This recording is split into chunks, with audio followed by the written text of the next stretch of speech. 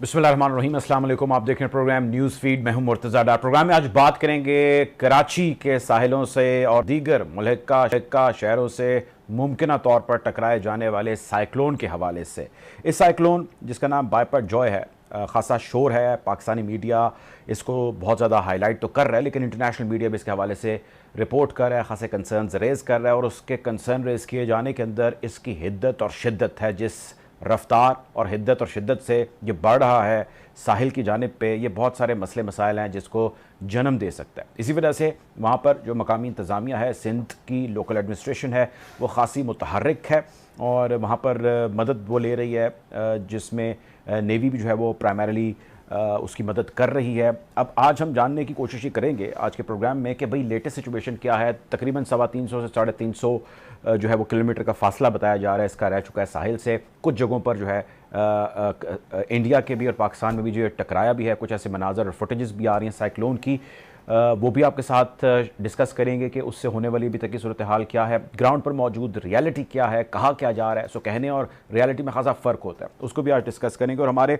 जो met office के experts हैं, माहिरीन हैं, हवाले से कॉन्टीन्यूसली ऑन टाइम रिपोर्ट कर रहे थे, बता रहे थे, उनकी भी तक की इसके हवाले से क्या असेसमेंट है। सो गुफ्तगू का आगाज़ करते हैं। मुझे ज्वाइन कर रहे हैं सबसे पहले हमारे रिपोर्टर हैं अब्दुल कादिर साहब, वहाँ पर ग्राउंड पर मौजूद हैं, इस तमाम को जो है वो रिपोर्ट कर रहे हैं, सूरत हाल का जायज़ा ले रहे हैं। Welcome to the show Abdul Qadir. ये फरमाइएगा कि अभी लेटेस्ट सिचुएशन क्या है ग्राउंड पर, इंतजामात के हवाले से बताइएगा कि ताज़ा तरीन क्या सूरत हाल है, क्या इंतजामात कर लिए गए हैं। जी बिल्कुल, ताज़ा तरीन सूरत हाल की अगर बात करें तो समुद्री तूफान बिपर जॉय कराची से तकरीबन 380 किलोमीटर की दूरी पे है। तूफान गुज़श्ता 18 घंटों से शुमाली मगरब समत बढ़ रहा है और समुद्री तूफान अगले 12 घंटों तक इसी समत में बढ़ने का इम्कान है और फिर तेजी से ये शुमाल की मशरक की तरफ मुड़ जाएगा। इस समुद्री तूफान के असरात अब कराची समेत सिंध के जनूबी मशरकी हिस्सों पर बहुत ज्यादा तेज और गिर्द आलूदी हवाओं के साथ कभी कभार बारिशों की सूरत में दिखाई देंगे। और महकमा मौसमियात हमारी बात हुई, उनका ये कहना था कि शहर कराची का ताल्लुक है, इस तूफान के बराह रास्त शहर से टकराने की तवक्को नहीं है, लेकिन कराची के चंद 100 किलोमीटर करीब से ये गुजरेगा और शहर अब भी इसके ज़ेर असर है। इन हालात में शहर में 13 जून दोपहर रात से तेज हवाओं के साथ मूसलाधार बारिश शुरू होगी और तवक्को ये है कि 16 से 17 जून तक बारिशें जारी रहेंगी। इस दौरान कराची में हवा की रफ्तार भी इजाफा होगा और साथ साथ 60 से 70 किलोमीटर फी घंटा की तक हवाओं का सिलसिला ये जारी रहेगा। महकमा मौसमियात के मुताबिक जो है कराची के अलावा जो केटी बंदर है वहाँ पे ज्यादा खदशा जाहिर किया जा रहा है कि हो सकता है कि बंगाल के साथ केटी बंदर को ये तूफान टकराएगा, जिसकी वजह से अच्छा, आप मेरे साथ अदर रहें ज़रा। मैं चाहता हूँ कि हमें ज्वाइन करें डायरेक्टर मेट शाहिद अब्बास साहब, उनसे ज़रा ओपिनियन ले लें, फिर आपसे मैं ग्राउंड रियलिटीज़ भी मज़ीद जानता हूँ। मेरे साथ ही रहिएगा। Welcome to the show Shahid साहब। सर, लेटेस्ट सिचुएशन क्या है? अभी तक की जो इन्फॉर्मेशन मेरे पास आ सकी वो 350 से 350 के करीब बताया जा रहा है किलोमीटर दूर रह चुका है वो साहिल से। What is the latest situation sir? जी ये बिल्कुल सही है, लेकिन उसमें से जो है आज रात तक उसमें से कोई 50 किलोमीटर और कम हो जाएगा। और उसमें ये है कि उसकी विंड की स्पीड और दूसरी चीजें जो शिद्दत है वो बरकरार है। और जब ये अब से 36 घंटे के बाद वो तकरीबन 36 से 48 घंटों में वो टकराएगा, तो उसमें से जो हमारे इलाके हैं जहाँ से वो थटा बदीन के पेरिफेरी में और केटी बंदर वगैरह में जहाँ टकराएगा तो वहाँ काफी शदीद विंड होगी, तकरीबन 100 किलोमीटर की या उससे ज्यादा की होगी। और उससे ये होगा उन इलाकों में जितने भी हमारे स्ट्रक्चर हैं, जहाँ लोगों के घर हैं, वो उतने मजबूत नहीं है। झोंपड़ियां हैं जहाँ माहीगीर हैं और दूसरे, तो उनके लिए जब इतनी तेज हवा चलेगी तो उनको इन चीजों को तो उनको संभालना मुश्किल होगा। उसके अलावा जब पानी की समुद्र से लहरें हैं वो जो 10 से 12 फुट की होंगी तो वो भी उनके लिए काफी खतरनाक होगी। ऊपर उससे ये है कि साथ बारिश भी हो रही होगी, तो इस सूरत हाल में उन लोगों के लिए वाकई काफी मुश्किल होगी। नो डाउट के सिंध इंतजामिया ने और आर्मी ने काफी काम किया, उन लोगों को टाइमली अलर्ट भी किया, उनको कोशिश कर रहे हैं एवैक्यूएट होने की। अच्छा, लेकिन उसके बावजूद जब तूफान है तो तूफान तो है। ये बताएं साहब, मेरी सुने सर, ये फरमाएं कि नो डाउट आप जो फरमा रहे हैं वो बिल्कुल कैलकुलेटेड होगा। मैं जानना ही चाहता हूँ, आम शख्स ये जानना चाहता है कि क्या कोई ऐसी मुमकिनात हैं, पॉसिबिलिटीज़ हैं अदर दैन मैथमेटिक्स कि इसकी कोई हिद्दत में, शिद्दत में, इसकी स्पीड में, इसकी रफ्तार में, इसकी इंटेंसिटी में कोई कमी वाक़ई हो सके, या आपको लगता है कि नहीं ये ऐसे ही है, शायद इससे भी ज़्यादा तेज़ हो जाए? नहीं, इससे ज्यादा तेज होने के तो चांसेस कम है, क्योंकि जैसे जैसे समुद्र की गहराई कम होती जाती है तो इसकी शिद्दत में भी कमी होती है, क्योंकि मेन से अब ये जहाँ आ रहा है तो इसमें से अगले दिनों में जहाँ समुद्र की इतनी गहराई नहीं होगी उतना ज्यादा ये प्रेशर जो है वो लो नहीं कर सकता, और जब प्रेशर लो नहीं होगा तो इसकी हवाओं की शिद्दत में और जो अब है इससे थोड़ी कमी आएगी, और ये इतना ज्यादा इतनी एनर्जी ये लो समुद्र में ये इतनी एनर्जी मेंटेन नहीं रख सकता, तो लिहाजा उसमें से इसकी शिद्दत में डेफिनेटली कमी आएगी। और दूसरा ये कि हमारे जो लूज स्ट्रक्चर के साथ साथ कराची में जो विंड चली, लेकिन उसके साथ एक नई जो चीजें, पहले तो बिल बोर्ड थे, अब जो सोलर पैनल लगे हुए हैं वो इसका टारगेट होंगे, क्योंकि वो प्लेट्स जो है अगर उड़ेंगी तो वो कहीं जाके गिरेंगी, और लोगों के लिए और काफी तादाद में लग चुकी है लोगों के पास, और उनको उतारना और उसको संभालना वो भी पॉसिबल नहीं है हर एक के लिए। तो ये एक ऐसा टारगेट होगा कराची शहर में और दूसरों के लिए कि इसका भी एक अच्छा खासा नुकसान जो है सामने आ सकता है। ये बताएं कि कराची सिटी जो है उसको कितने खतरात लाके आएंगे स्पेसिफिकली? मैं सिटी कराची सिटी से तो ये दूर होगा, लेकिन उसके बावजूद 60 से 70 किलोमीटर की स्पीड से वहाँ हवाएं चल सकती हैं। बारिश जो होगी वो बहुत ज्यादा शदीद तो नहीं होगी, लेकिन कराची का जैसे ड्रेनेज सिस्टम है तो उसके लिए तो जो कम भी बारिश है वो प्रॉब्लम कर सकती, जब उससे तेज हवाओं के साथ, और ये है कि उसके साथ पूरे 300 से 400 किलोमीटर कराची के पेरिफेरल में डस्ट स्टॉर्म विंड जो है और आंधी जो है वो भी होगी, उसके साथ भी बहुत सारे इलाकों में जो है उससे नुकसान हो सकते हैं। ये बहुत छोटा तूफान नहीं है, ये इसका पेरिफेरल एरिया जो है वो जहाँ टकराएगा उससे 250 से 300 किलोमीटर तक अफेक्ट करेगा। ठीक है, आप मेरे साथ ही रहिएगा, मैंने आपसे और भी मालूमात जाननी है। हम रिपोर्टर अपने हैं अब्दुल कादिर, उनकी जानिब बढ़ते हैं। अब्दुल कादिर साहब, ये फरमाएं, आप बता रहे थे कि अभी तक की वहाँ पर जो लेटेस्ट सिचुएशन है, अगर इंतजामात के हवाले से आप हमारे नाजरीन को ज़रा तफसील में बयान कर सकें कि जिन लोगों को जो ठट्ठा में या दीगर नवाही इलाकों में मौजूद हैं, उसके साथ बिलखसूस जो कराची शहर है वहाँ पे जहाँ पे भी अलर्ट जारी किया गया कि जी आप लोग यहाँ से एवैक्यूएट करें, एवैक्यूएशन का प्रोसेस कितना कंप्लीट हुआ है, एक सवाल। इसी में दूसरा सवाल मैं ऐड करना चाहूँगा कि जहाँ पे उनको लेके जाना है वो कैंप्स लगने की खबर तो एक आई है, लेकिन वो कैंप्स कहाँ पे लग रहे हैं, लोग कैसे जा रहे हैं, वहाँ पे फूड के क्या इंतजाम हैं, सिक्योरिटी के क्या इंतजाम हैं, आई मीन इसकी सारे की मैनेजमेंट कौन कर रहा है, कैसे कर रहा है और कितनी हुई है? जी बिल्कुल, वज़ीर-ए-आला सिंध ने हिदायत जारी की थी। कल खुद वज़ीर-ए-आला सिंध जो है मुख्तलिफ इलाकों का दौरा भी किया था, फ़िज़ाई निगरानी का दौरा भी किया था। आज भी वज़ीर-ए-आला सिंध जो है वो खुद इब्राहिम हैदरी की तरफ गए, वहाँ पे सैली पट्टी पे लोग मौजूद थे, उनको भी उन्होंने हिदायत जारी की कि इनको भी महफूज मकामात पे ले जाया जाए, मुंतकिल किया जाए। और साथ साथ अगर बात करें तो वहाँ जो ठट्ठा और सजावल, शाह बंदर, जाप्ती और उसके अलावा बदीन का जो इलाका है जहाँ पे गुलारची है, वहाँ पे लोगों को जो है वो ज्यादातर मुंतकिल कर दिया गया है। और अगर बात करें कैंप्स कोई लगाए गए, कहाँ मुंतकिल किया गया वहाँ से निकाल के लोगों को? जी, डिप्टी कमिश्नर को हिदायत जारी कर दी गई है। डिप्टी कमिश्नर ही उनको जो है रेस्क्यू करके और लोगों को एहतियाती हिफाजती तदाबीर के साथ जो लोगों को ले जा रहे हैं। और कोई इन्फॉर्मेशन में है कोई ऐसे कैंप्स, कोई जगह, कोई स्पॉट उन्होंने डेडिकेट किया हो कि जी यहाँ पे इनको ठहराया जा रहा है, कहाँ पे है, वो इन्फॉर्मेशन आप शेयर कर सकें अगर? जी बिल्कुल, वज़ीर-ए-आला सिंध से हमारी पर्सनल भी बात हुई, उनका ये कहना था कि डिप्टी कमिश्नर तमाम जो हैं उनको हिदायत जो की थी तो अब वो ही इनकी निगरानी कर रहे हैं, उनके खाने पीने का बंदोबस्त भी कर रहे हैं। और साथ साथ आज हैदराबाद के जो डिप्टी कमिश्नर और कमिश्नर की जानिब से वज़ीर-ए-आला सिंध को हिदायत जो है वो खत लिखा गया था कि वज़ीर-ए-आला सिंध के यहाँ पे जो लोग तूफान में मुतासर होंगे उनके खाने पीने का बंदोबस्त किया जाएगा, तो इसलिए जो है वो हमें फंड जारी किए जाए।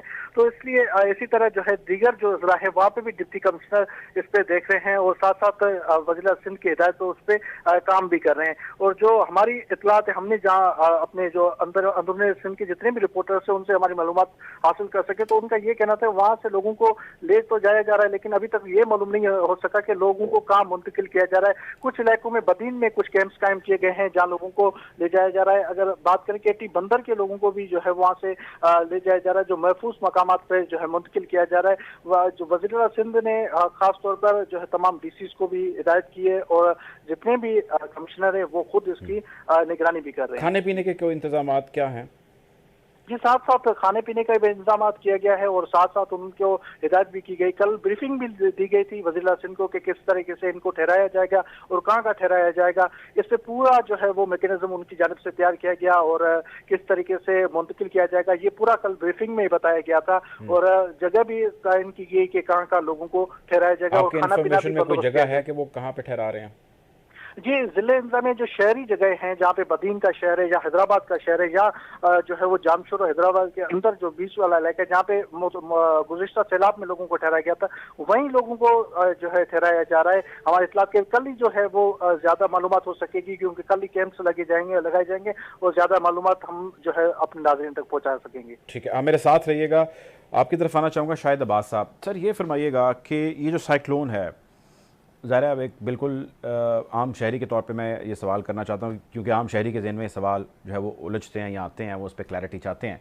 ये साइक्लोन की जो फॉर्मेशन है, इसमें कोई क्लाइमेट चेंज का रोल है या it has nothing to do with that? क्योंकि आम शहरी तो क्लाइमेट चेंज के अंदर उसको एक बड़ा कंट्रीब्यूटर करार दे दिया जाता है कि भाई तुम पॉल्यूशन फैलाते हो, तुम गाड़ी पे सफ़र करते हो जिससे जो है वो आलूदगी फैलती है, तुम गंद फेंकते हो जिसकी वजह से आबो हवा जो है मुतासर होती है, फैक्ट्रियाँ चल रही हैं, the list goes on for problems. तो क्या इसका कोई क्लाइमेट चेंज के इफेक्ट हैं इसके ऊपर या नहीं? It has nothing to do with that. जो साइक्लोन बनते हैं इनकी हमेशा जो हमारा जमीन का इक्वेटर है उस पे सारा साल जो गर्मी पड़ती है, जब सी सरफेस टेम्परेचर 30 डिग्री से बढ़ जाता है, 30 डिग्री से समुद्र के सतह का पानी का टेम्परेचर बढ़ जाता है, अब इन दोनों को 32 के करीब है, तो उसमें इतनी जो है एनर्जी या हीट जमा हो जाती है। उस हीट को कुदरत ने इक्वेटर से दोनों तरफ पोल की तरफ शिफ्ट करने के लिए एक निज़ाम है जिसमें से एनर्जी जो है शिफ्ट होती है। ये साइक्लोन बनते हैं, ये हमेशा ही बनते हैं। इसमें तो जो ही सी सरफेस टेम्परेचर 30 से बढ़ेगा तो उसमें से तो ये तूफान बनने शुरू हो जाते हैं। इस साल तो अभी इसकी तादाद कम है। बाज़ दफा मानसून से पहले 5 से बे ऑफ बंगाल में और अरेबियन सी में या इंडियन ओशन में 5 से 7 तो जो है साइक्लोन बन जाते हैं। लेकिन इसमें ये इस साल इसमें से एनर्जी ज्यादा थी और इसकी शिद्दत काफी बड़ा हो गया, वरना तो ये तो 5-4 दिन में से ये गुजर जाता है और इतनी बड़ी शिद्दत के साथ वो डेवलप नहीं हो पाता। ठीक है, तो ये इसका क्लाइमेट चेंज के साथ तो इतना डायरेक्ट रिलेशन नहीं है, लेकिन जो ही ये सी सरफेस टेम्परेचर बढ़ते हैं तो ये उस हरारत को शिफ्ट करने के लिए कुदरत ने एक निज़ाम बनाया हुआ टूवर्ड्स पोल। अच्छा, अब ये बताएं कि इसके लिए आप यहाँ आपका डिपार्टमेंट ज़ाहिर है मेट ऑफिस जो है, महकमा मौसमियात जो है, वो तमाम कंसर्न मुतल्लिका डिपार्टमेंट्स को इंटीमेट करता है। अगर आप हमसे शेयर कर सकें कि वो कौन से डिपार्टमेंट्स हैं जिनको इंटीमेट किया जाता है, और इस केस में आपने कब इंटीमेट किया और आपकी ऑब्जर्वेशन क्या है कि उस इंटीमेशन के बाद मशीनरी बिल्कुल हरकत में आ गई या ज़रा ताख़ुर या डिले का सामना था? देखिए हमारा जब भी कोई ऐसा होता है तो सबसे हायर लेवल पे हमारे जो है एनडीएमए को और उसके साथ पीडीएमए को, फिर देन लोकल गवर्नमेंट है, फिर आर्मी के हर सूबे में जो कोर होती है, इंजीनियरिंग कोर, वो देखती।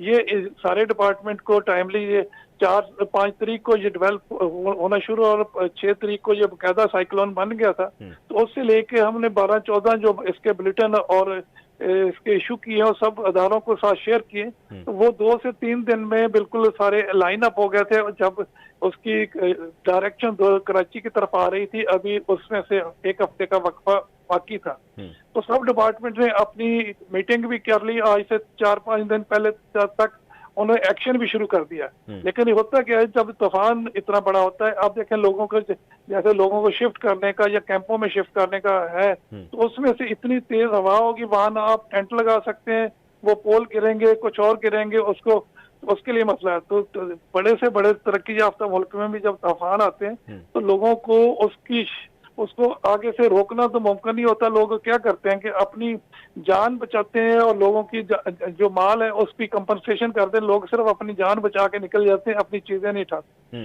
हमारे यहाँ लोगों को ये यकीन नहीं होता कि हमारी कोई भी चीज या कुछ चीज खराब हो गई और तो दोबारा हम नहीं बना सकेंगे। वहाँ लोग सिर्फ अपनी जान बचा के निकल जाते हैं अपने घरों को वैसे छोड़ के।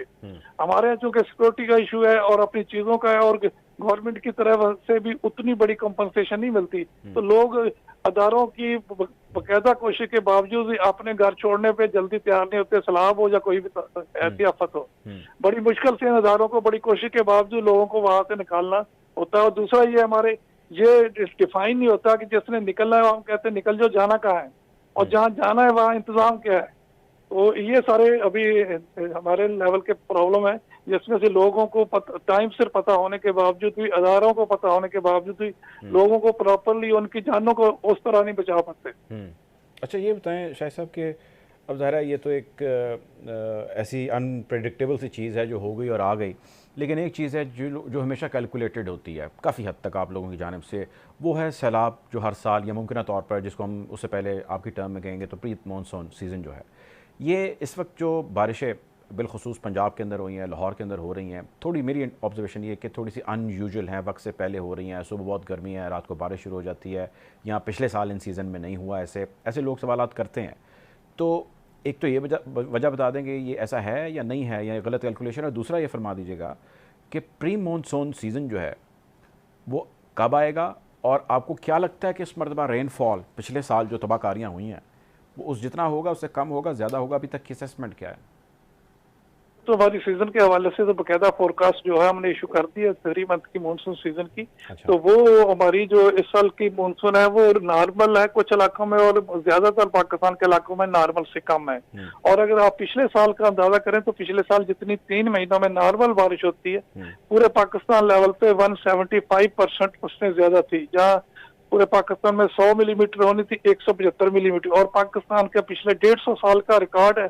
2010 में भी इतना बड़ा सैलाब आया था, लेकिन टोटल रेनफॉल या टोटल क्वांटिटी ऑफ वाटर 2010 में भी इतनी नहीं थी जितनी पिछले साल हुई है।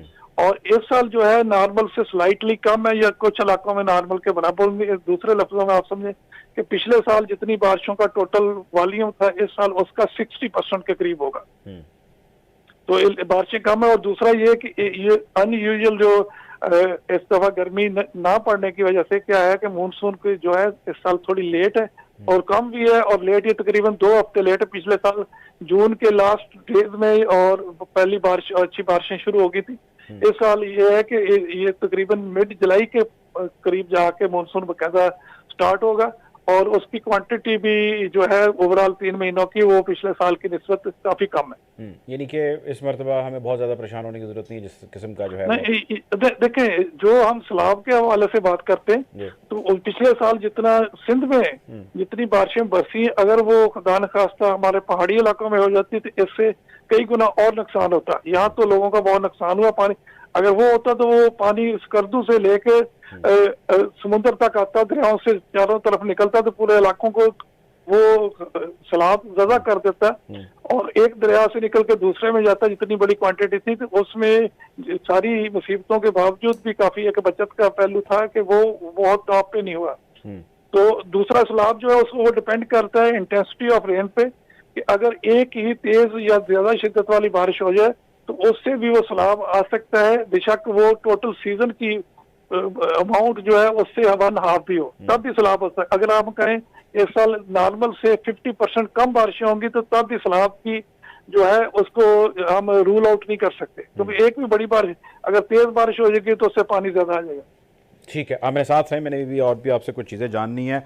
अब्दुल कादिर, आपकी तरफ आना चाहूँगा। ये फरमाइएगा कि कल तक की तो अपडेट ये थी, आपके साथी जो है वो हमें रिपोर्ट कर रहे थे, हमारे रिपोर्टर कराची से, कि साहिल समंदर जो है कराची का, वहाँ पे कोई भी रूल ऑफ लॉ है ही नहीं, इन अ सेंस के गवर्नमेंट ने अलर्ट्स जारी किए, इन्फॉर्मेशन स्प्रेड की, और उन्होंने कहा जी लोग साहिल समंदर पर नहीं जाएंगे। तो मेरा अगला सवाल था, जब अलर्ट जारी किए और लोग जा रहे हैं तो उसको काउंटर करने के पुलिस, इंतज़ामिया, लॉ इन्फोर्समेंट वो कहाँ पर है? तो उसके जवाब में हमारे साथी ने कहा, रिपोर्टर ने कहा कि जी वहाँ पे पुलिस का एक अहलकार था, दूसरा दूर खड़ा एक और अहलकार नज़र आया। आप लेटेस्ट कोई हमें अपडेट दे सकते हैं कि उस सिचुएशन में कोई बदलाव आया है, नहीं आया है, या अभी भी वैसे ही लोग साहिल समंदर पर टहल रहे हैं? जी बिल्कुल, सीवीयू पे आज कुछ लोगों के ये जो है तादाद कुछ कम दिखाई दी, और बिल्कुल सीवीयू का जो इलाका है जो 1 किलोमीटर का है वहाँ पे कुछ लोग कम दिखाई दे। उससे आगे जैसे ही हम जाएंगे तो वहाँ से थोड़ा 2 दरिया शुरू हो जाता है, तो वहाँ पे लोग कुछ ज्यादा नजर आए। वहाँ पे कुछ ना पुलिस थी और ना ही कुछ इंतजामिया थी। हमें सिर्फ सीवीयू के इर्द गिर्द जो है वो हम जब सुबह जा रहे थे रिपोर्टिंग करने, जहाँ से हम सुबह से जो है वो लाइव पेपर देने थे, तो वहाँ से जब हम जा रहे थे तो वहाँ से कुछ हमें गाड़ियां 1-2 मिली पुलिस की, लेकिन इतनी खासी तादाद में ना पुलिस हमें नजर आई और ना ही जो है वो वहाँ पे इंतजामिया कुछ नजर आई। लेकिन डीएचए की अपनी इंतजामिया थी, उसके अलावा कोई इंतजामिया जो पुलिस महकमा जो पुलिस है वो नजर नहीं आया। कम जो है साहिल पे चहलकदमी कर रहे थे। नहीं, कुछ लोग ऐसे थे जो सेल्फियां बना रहे थे, कुछ देखने आए थे कि हमें जो है वो देखना है तूफान। तो कुछ रिपोर्टर्स भी उनको समझा रहे थे कि तूफान अभी नहीं आएगा, लेकिन इस वक्त जो है 144 नाफिज किया है तो आप जो है वापस चले जाएं। लेकिन लोग जो है वो जाहिर है उनको अवेयर करना बड़ा मुश्किल था। इंतजामिया से कदर बात हुई कि पुलिस से कुछ आपने पूछा कि जी 144 दफ़ा जो है उसका नफाज है यहाँ पे, लेकिन उसके बावजूद लोग आ रहे हैं और पुलिस भी यहाँ पे नहीं है, क्या कहते हैं वो? नहीं, पुलिस से जब हमारी बात हुई तो पुलिस से जब रिपोर्टर या मीडिया की गाड़ी को देखे या मीडिया किसी रिपोर्टर को देखे तो अलर्ट हो जाती थी। जैसे ही वो मीडिया की गाड़ी चली जाती थी तो पुलिस वाले भी जो है हम देखते थे कि पीछे से बैठ जाते थे। तो यानी कि कंट्रोल नहीं था वहाँ पे। जी, नायली का सबसे बड़ी बात यह है कि वहाँ पे पुलिस के इतने भारी नफरी नहीं है जिस तरीके से संभाला जाए, कंट्रोल किया जाए, क्योंकि ये आम तौर पे ये रोड जो है वो आवाम के लिए इसलिए जो है वो ज्यादा बिजी नहीं होता क्योंकि यहाँ से गाड़ियाँ कम गुजरती हैं, क्योंकि सारे समंदर के साइड में होता है। जो लोग तफरी के लिए आते हैं या घूमने के लिए आते हैं या जो लोग आगे जा रहे होते हैं दो दरिया की तरफ, उनको जो है ये रोड लेके यहाँ से गुजरते हैं। लेकिन कराची से बहुत सारे ऐसे रूट हैं जहाँ से वो दूसरी तरफ से भी जा सकते हैं, लेकिन साहिल समंदर से लोगों को दूर रखने के लिए जो है इंतजामिया है वो उतनी खासी तादाद में हमें नजर नहीं आई। कल भी और आज भी हमें यही नजर है। ठीक मेरे साथ रहिएगा शाहिद साहब। सर एक चीज़ और मैं जानना चाहूँगा आपसे, एक सिनेरियो है जो इस्लामाबाद में तो कुछ महीने पहले भी हमने देखा, मैं जानना यह आपसे चाहता हूँ क्योंकि ये डिबेट एक सोशल मीडिया पर आज हो रही थी। एक तो हमारे नाज़रीन को ये फरमाइए कि सिनेरियो के बारे में कि जो क्लाउड बर्स्ट हो जाता है यानी कि बादल फट जाता है जो हम सुनते हैं, ये क्या होता है और क्या ये जो साइक्लोन है या ये जो अभी सारा माहौल बना हुआ है इसमें जो हम सुन रहे हैं कि हैवी रेनफॉल भी साथ साथ जारी है, तो क्या ऐसी पॉसिबिलिटी हो सकती है कि खुदा न खास्ता यहाँ पर भी कोई क्लाउड बर्स्ट वगैरह हो जाए? थोड़ा सा एक्सप्लेन कर सकें हमारे नाजरीन को। जी, क्लाउड बर्स्ट ये होता है कि जब बहुत ज्यादा प्रेशर लो होता है तो उसमें ये होता है कि इतनी एनर्जी होती है कि बहुत ज्यादा वाटर वेपर जो है वो अपलिफ्ट कर जाते हैं। जो ही वो कंडेंसेशन होती है तो वो एयर उतने ज्यादा पानी को जब सहा नहीं सकती तो यकदम वो बारिश की सूरत में वो नीचे आता है। जैसे एक क्लाउड बर्स्ट टाइप जो इस्लामाबाद में हुआ था 2001 में, तो चंद घंटों में 400-500 मिलीमीटर बारिश हो गई थी। तो यहाँ समुद्र में जो हमारा है तो हम चूंकि उसके मेन कोर में नहीं आएंगे, उसका मेन सेंटर जो है इंडिया में होगा, तो हमारे इलाकों में तेज बारिश होती है। ये क्लाउड बर्स्ट वाला कि एक घंटे में 100-150 मिलीमीटर बारिश हुई है या इतनी, वो इस तरह का रिस्क बिल्कुल नहीं है। अच्छी बारिश होगी और ज्यादा तेज होगी, लेकिन क्लाउड बर्स्ट वाली जिसके पानी को ड्रेन आउट करना और दूसरा बहुत ज्यादा नामुमकिन है, वो इस तरह का सिचुएशन नहीं बनेगी। ठीक है। अच्छा ये फरमाएं सर कि हम अक्सर जब भी फ्लड आता है, आप चूँकि एक्सपर्ट हैं इस चीज़ के, तो हम बात करते हैं कि उस फ्लड को जो है वो भेज दिया जाए, उस पानी को भेज दिया जाए डैम्स की तरफ। ये बताएं कि डैम और ड्रेन पाइप्स का हमारे यहाँ इंफ्रास्ट्रक्चर अभी तक का कैसा है, और बिलखुसूस मैं चाहूँगा प्राइमरीली का ड्रेन्स के हवाले से बता सकें। देखिए हमारे यहाँ जो साल में जो 100 बिलियन एकड़ फीट पानी जो है वो आता है दरियाओं में, और दूसरा और हमारे जो हमारा मानसून है उसमें तकरीबन 80 मिलियन एकड़ फीट पानी आता है हमारे दरियाओं में, और हमारे टोटल जो स्टोरेज कैपेसिटी है वो 13 की है। 13 मिलियन एकड़ फीट हम सारे डैमों में स्टोर कर सकते हैं 80 में से, और बाकी इन दिनों में बारिशें भी होती हैं और दूसरी चीजें होती हैं। हमारी फसलों को जो अगर हम 15 मिलियन एकड़ फीट या 20 मिलियन एकड़ फीट दे दें तो बहुत अच्छी फसलें जो है वो सराब हो सकती हैं पूरे पाकिस्तान में जितनी इन सीजन में होती है।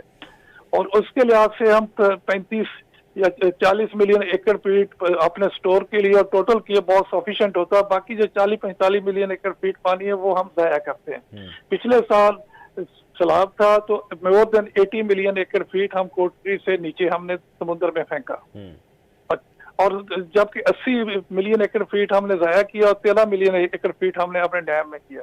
हमारे यहाँ ड्रेनेज कैपेसिटी जो है बड़े पानी को करने की वो भी नहीं है, और जो स्टोरेज कैपेसिटी है तो वो तो बिल्कुल ही कम है। 25 से 35 दिन का आप सब स्टोरेज करते हैं।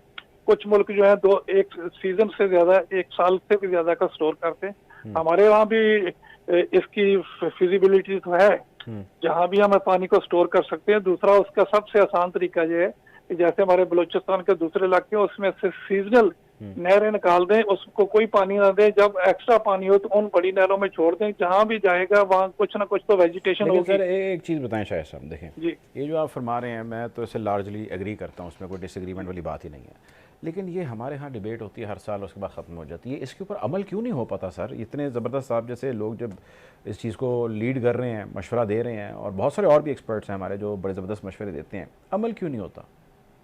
देखिए, असल बात यह है कि जहां हमारी जो डिसीजन मेकिंग है, बहुत सारी हमारी ब्यूरोक्रेटिक लेवल पे बहुत अच्छे मशवरे और दूसरे जाते हैं गवर्नमेंट में, और वो उनके बाद जब होता है कि उन्होंने अपनी समरी बना दी, फाइल में चली गई, डिबेट होगी, सब कुछ, उसके बाद जब एक्शन लेना या डिसीजन लेना, वहां पे जो है इन चीजों के बारे में जितने भी टेक्निकल लोग हैं, शमसुल मुल्क थे, एक इंजीनियर थे, आपदा के चेयरमैन रहे, उन्होंने इतनी टेक्निकली वकालत की कालाबाग डैम की, और उसने कहा जी कि मेरे साथ बैठ, जो नशारा नहीं डूबेगा, कुछ नहीं डूबेगा। उसके बावजूद उसकी, और इंटरनेशनल लेवल पे भी इसकी रिकमेंडेशन है, लेकिन उसके जब एक्शन लेना है तो वहाँ वो उनकी जो है ऐसी विल नहीं है कि जो नेशनल लेवल पे जो अच्छे चीजें हैं उनको जरूर किया जाए। यानी कि जो डिसीजन मेकिंग है उसमें प्रॉब्लम है, प्लान सारे बने हुए हैं और बेहतरीन प्लान बने हुए, हर चीज की रिपोर्ट है, हर चीज जो है टेक्निकली भी और ब्यूरोक्रेटिकली भी, और उस सारी हर महकमे की तरफ से एवेल्युएटेड है और पड़ी हुई है फाइल। जब फाइनल हो जाती है, डिबेट चलती है, और जब फाइनल है उसके बाद उस फाइल को अनएक्शन करके डंप कर दिया जाता है। अच्छा, ये बताएं सर कि मेट ऑफिस एक रूटीन के मुताबिक जो है, हमारे पास अभी कुछ दिन पहले जो है वो चीफ मेट्रोलॉजिस्ट लाहौर भी मौजूद थे, कराची के भी मौजूद थे, उनसे काफ़ी डिटेल में बात हुई, तो उन्होंने कहा कि मेट ऑफिस जो है वो हर चीज़ की अपडेशन देता रहता है कंसर्न डिपार्टमेंट्स को, और उसमें एक लंबी फहरिस्त डिपार्टमेंट्स की, लेकिन ये अक्सर हमने देखा कि जब उनको इंटीमेशन जाती है वो एक्शन उन डिपार्टमेंट्स की जानिब से इवेंचुअली नहीं हो पाता, और उसके ना होने में जो रीज़न है वो सीरियसनेस का ना होना है, जबकि दुनिया में आप जानते हैं, आपका जो है वो मुशाहिदा भी है, आप मुमकिन आपने तजुर्बा भी किया, और दुनिया में इस चीज़ को बहुत ज़्यादा सीरियसली टेकअप किया जाता है। तो इसकी अहमियत को क्या नेशनल लेवल पे उजागर करने की ज़रूरत मीडिया को है, मेट ऑफिस को है, आपकी मिनिस्ट्री को है, आपकी मिनिस्टर साहिबा को है, या ये किसी प्राइवेट सेक्टर को जो है वो सौंप दिया जाए सारा मामला? क्योंकि किसी ने वेदर देखना है तो मेरा ख्याल है मेट के ऑफिस की वेबसाइट जो है उसमें बहुत कम लोग जाते हैं, वो सारे गूगल पे चले जाते हैं, जाके गूगल पे ऑफिस गूगल पे जाके सारा देखते हैं, शायद गूगल आपके ऑफिस से ही सारी इन्फॉर्मेशन लेता हो। क्या कहेंगे आप? देखिए, जो इन्फॉर्मेशन है वो तो सभी इदारों को टाइमली मिल जाती है। उसके अलावा एक्शन के लिए सबसे पहले जो है प्राइम अदारा अब बना हुआ है वो है एनडीएमए, क्योंकि सारी मिनिस्ट्री, पहले ये था एक मिनिस्ट्री दूसरी को इंस्ट्रक्शन नहीं दे सकती, कोई भी मिनिस्ट्री पैरेलल है, तो वो वाया प्राइम मिनिस्टर थे, ये डायरेक्ट प्राइम मिनिस्टर के अंदर है, और सारी मिनिस्ट्री को एनडीएमए इंस्ट्रक्शन दे सकता है, और इसके फंड भी जो होते हैं, इसके जो एलोकेटेड डायरेक्ट प्राइम मिनिस्टर की तरफ से होते हैं, और इनके पास ये एक बकायदा अथॉरिटी। उसके बाद क्या है कि जो पीडीएम है, अभी जो गैप्स है वो इस तरह है कि जो पीडीएम है वो सूबाई इदारा या फेडरल का, ये उसको डायरेक्ट इंस्ट्रक्शन नहीं दे सकता सूबाई लेवल पे। ठीक है। अच्छा, उसके बाद जो पीडीएम के आगे डीडीएम है वो ब्यूरोक्रेटिक का डीसी है, और पीडीएम का उसके ऊपर कोई अमल दखल नहीं है उस अथॉरिटी का। इसी तरह वो सेक्रेटरी लेवल को कहते हैं, सेक्रेटरी लेवल से जब डीसी लेवल तक जाता है तो उसमें से वो डिले हो जाती है। दूसरा ये कि वो अकाउंटेबल नहीं है उसको पीडीएमए को, इसी तरह पीडीएम में अकाउंटेबल नहीं है एनडीएमए की तरफ से। ये कुछ गैप्स हैं जिसमें से अदारे जो है या लोग जो है हम अपनी सुस्ती का मार्जिन ले जाते हैं और एक्शन नहीं लेते। दूसरा ये कि जो हमारे साथ प्रॉब्लम होता है लोगों को, जो पीडीएमए के लोग हैं, अब वो फ्लड के साथ जो ब्यूरोक्रेट हैं वो तो इतने टेक्निकल उनकी नहीं होती, काम तो हर साल डीजी पीडीएम में बदला होता है। अब भी इस सीजन से पहले वो आया करता, ये जो डीजी है पंजाब के, कि हमें बताएं आप क्या करते हैं, और पिछले साल भी ऐसे ही था। हमने पिछले 3-4 सालों में हर साल उनका डीजी बदल जाता है, उनके डायरेक्टर बदलते हैं, ब्यूरोक्रेटिक है, और दूसरों की कुछ प्रमोशन होगी, कुछ ट्रांसफर होगी। हमारे जैसे महकमे तो चल रहे हैं ना शुरू से, और पिछले वो बाद लोग है, कल वो सेक्रेटरी था, आज एजुकेशन का मिनिस्टर लग गया सेक्रेटरी, कल को उसको उठा के पीडीएम में कोई एक स्ट्रीम नहीं है, कोई विजन नहीं है, कोई टीम ही नहीं है जो बिल्ड हो सके, चल सके। उस जो डीजी पीडीएम है उसको भी नहीं पता कि मैंने मिड सीजन तक रहना या एंड सीजन तक रहना। ठीक है, तो ठीक है। ये चीजें जो है स्ट्रीमलाइन की जाए कि वो लोगों की एक तो 3 सीजनों में लर्निंग हो, जो है लर्निंग नहीं होती। इसी तरह एनडीएमए के चेयरमैन जो है लेफ्टिनेंट जनरल होता है। जी, तो आप वो मेरे 3 साथ 4 रहें। बदल अभी के चौधरी मोहम्मद असलम साहब हमें ज्वाइन कर रहे हैं। मैं आपकी तरफ आता हूँ। चौधरी मोहम्मद असलम साहब ज्वाइन करें, चीफ मेट्रोलॉजिस्ट हैं लाहौर के। Welcome to the show Chaudhry साहब मुसलसल हम आपको बॉदर कर रहे हैं, लेकिन सूरत हाल ही ऐसी है। जो हमारे साथी शाहिद अब्बास साहब डायरेक्टर हैं मेट के, हमें चीज़ों से एनलाइटन कर रहे हैं। जो मसले मसाइल पीडीएम के तो खैर हैं ही हंसले, लेकिन एनडीएमए के और पीडीएमए के जो मसले मसाइल हैं, ये फरमाइएगा कि आप इनसे एग्री करते हैं, डिसएग्री करते हैं? आपका क्या ख्याल है? इंटीग्रेशन, अगर आपस में कोऑर्डिनेशन बेहतर हो जाए तो लगता नहीं चीज़ें बहुत स्मूथ हो जाएंगी। अब तो बहुत बल्कि धाइयाँ हो चुकी हैं कि इसकी हम बातें करते हैं लेकिन होता कुछ नहीं है। जी बिल्कुल, कोऑर्डिनेशन तो बहुत ज्यादा होनी चाहिए, क्योंकि जो डिजास्टर के जितने भी महकमे हैं, खैर वो एनडीएमए, सीडीएमए, जो डीडीएमए हैं, तो ये कोऑर्डिनेशन तो महकमा मौसमियात और मुख्तलिफ जो अदारे हैं उनके दरमियान होनी चाहिए, क्योंकि गुड वर्किंग रिलेशन से फिर ही होगा। जैसे महकमा मौसमियात अगर अपनी एडवाइजरी इशू करती है या कोई अलर्ट जाता है, तो ये सारे जैसे ये महकमा मौसमियात तो हर डिपार्टमेंट को दे देता है, तो आगे जो कोऑर्डिनेशन होनी चाहिए कि एंड यूजर तक किस तरह और आखिर तक किस तरह जो बेनिफिशियल हो अच्छी तरह से, और बाकी जो सिर्फ वार्निंग देने के आगे ये एक सिस्टम अच्छी तरह एस्टेब्लिश होना चाहिए। ठीक है, बहुत शुक्रिया जी। हमें प्रोग्राम में ज्वाइन चौधरी मोहम्मद असलम साहब ने, चीफ मेट्रोलॉजिस्ट हैं लाहौर के, हमें ज्वाइन किया था। शाहिद अब्बास साहब ने, डायरेक्टर मेट है, हमें ज्वाइन किया था। अब्दुल कादिर ने, हमारे रिपोर्टर हैं कराची से। अब तीनों मेहमानों का बहुत शुक्रिया। नाज़रीन, हालात हादरा से आपको यूँ ही आगाह रखेंगे। अब तक लेते हैं, अपना ख्याल रखिए। अल्लाह हाफ़िज़।